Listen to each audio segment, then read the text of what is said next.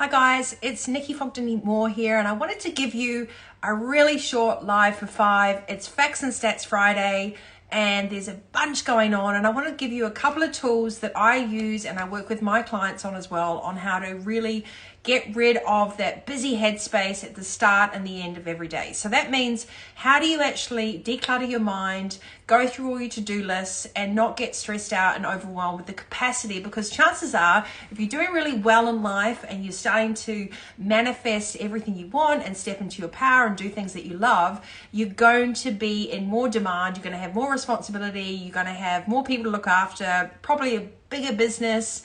Your life is going to be full of all sorts of enriching things, and getting there is no easy journey. So here's a couple of tips. In fact, I'm going to give you 3 crucial tips that I use every day to make sure that I have winning weeks and masterful months, and also keep myself out of overwhelm and into a place where I can make good informed decisions and not have panic attacks and wake up in the morning, with that kind of, oh my God, I've got so much to do today, or go to bed and not sleep properly because we're stressed out with the amount of things that are going through our brain. So here are 3 ways in my life for 5 that you can clear out your headspace at the start and the end of every day. I always think, let's start at the end of your day. So before you go to bed, or before you, not when you finish in the office, but even before you go to bed at night and you've finished all your day-to-day chores, and maybe you've put the kids to bed, or you've finished dinner and everything else, it's always really, really helpful to actually take some time and a pen and paper. And this is really important because cognitively, our brains actually declutter when we take things with pen and paper off to the off the side of out of our brain instead of digital. So if you're using a digital platform all the time, then basically you're not going to be decompressing, decluttering, and getting all that stuff out of your headspace. So while digital apps are really good, and while writing on phones are really good, or putting notes in your computer, or whatever it is that you do, your iPad, or talking to Siri, it doesn't have the same effect as actually writing things down and putting them on paper and going, right, this is my basic to-do list. That actually has a really powerful cognitive connection of decluttering your mental headspace and getting everything off and on paper. You have to do this every single day. And then in the morning before I start work, I always spend 5 to 10 minutes sitting down and doing everything that's in my ecosystem. So that's home, that's personal, that's admin, that's clients, that's all the to-do lists, and then really highlighting what is super crucial for that day. The word priority is not priorities. We might have lots of things that we have to do, but ultimately we've got to find a few that we focus on and do those really well. And then you've got the rest of life that happens to you during a day, whether you get pulled off course because of the weather, your kids are sick, someone needs an urgent project response, or we've got all these unforeseeable things. That's the rally of life. So you're going to be prepared that those things are going to happen anyway. But the first thing to do is make sure that in the morning and the evening you do your little huddle with yourself, and you just wrap out on a piece of paper. It doesn't have to be fancy. I recycle all the paper that we have in the office, and it is basically decluttering your headspace so that you can make clear, informed decisions and decide what you're going to focus on. And then you have to stick to it as much as possible. The second thing is making sure that when you're doing your agendas, or you're booking meetings in, or you're picking your kids up from school, or whatever else, you allow time for all those things to actually happen. So instead of booking meetings back to back, or instead of just leaving out of your agenda that you're driving to pick your kids up from school, it's actually time that it takes you to go and do that. Is a physical time in your agenda. You have 1,440 minutes in the day. We all have the same amount. It's what you do with it that really matters. So putting the space in your agenda where your agenda reflects your entire life.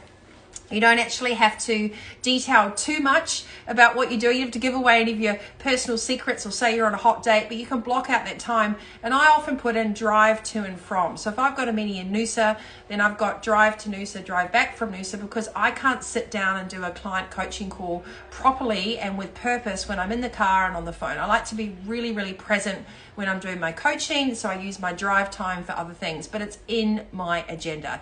The same thing for your fitness and well-being, for your dentist appointments, for anything else. Put those things in your agenda, and all of a sudden you will see how busy your day will be. But if you do your morning and evening pen to paper huddle, that is the biggest tip I can give you for the most basic thing. It costs nothing. It takes 5 minutes. the faster and the more efficient you get with it. It is one of the 7 habits that I use on a regular basis to make sure that I'm staying in a calm state with clarity and that I'm not freaking out with the amount of work that I've got to do or everybody else that's coming in and needing my attention. Now, if you're in an office space as well, you just have to be really disciplined and go, I'm just going to sit down and do my morning huddle, or do it before you get into the office. Definitely do it before the end of every day as well. And that means it's not just work stuff. It's what's going on with your kids. It's, do you have any personal admin you need to take care of? Are your insurances due? Is your car rego due? All that stuff needs to be out of those hard drives that are in different compartments in your head and need to be on paper. Seriously, this is the most simple tool, but it really, really works. So that's your personal huddle. And the other thing is making sure your agenda actually reflects your life rather than just having meetings in it and everything else. It needs to reflect the fact that you have an integrated life. You're a multi-dimensional human. You've got your well-being, you've got your friends, you've got your family, you've got your work time, you've got your admin time. All of that needs to be in there, so you're using your time productively. And the third thing, stop trying to do everything all the time. Really, I mean, you know that there's going to be times when you have to do something, and there's times when you can give yourself a bit of space to actually do something properly without forcing your way through, working on a presentation, making yourself do the hours, but you're not really being productive. So my biggest advice, number 3, is to make sure that you're not trying to do everything at once. A, that's impossible. B, it's not really effective. And C, you're just going to feel drained, exhausted, and when is it going to end? So if you don't know what your ideal week looks like, winning weeks, if you love this video, I'm going to give away a copy of Fitpreneur. So that's how to be the CEO of your life as well as your business, one of my earlier books. And in that, it describes how to do winning weeks. So leave a comment here. And for the top 3 comments, I will give away a copy of this book. We'll post it out to you. It has all the worksheets in it as well. There are 365 days in the year, guys. Some day is not one of them. So this is your chance to get super organized and use some of the most productive, efficient tools that are super simple, will cost you nothing, and will change you from overwhelm to sustainable success. So that's my Life for 5 on Friday. I'm Nikki Fogden-Moore. I've been doing this for so many years, coaching amazing people, getting them into the driver's seat of their work and life, sharing how I do it as well, and that we don't have to be perfect. We want progress, authenticity, and you want to make sure that you're enjoying the journey along the way. If you haven't already, come and like and subscribe on my YouTube channel, Vitality Coach TV, or you can hop over to Instagram, of course, and Facebook, and join our private new Facebook group, the Mojo Maker Academy. So I'll put all those links below. You have a radical day wherever you are. Thank you for joining me for Facts and Stats Friday. And until next time, don't forget, leave a comment. I'm going to give away 3 of these books whenever you listen to this. It's a timeless offer. I want to make sure that you are going to be a game changer in your own life, because at the end of the day, it's up to you. All right, guys, thanks for tuning in. Have a fabulous day, and I'll see you next time.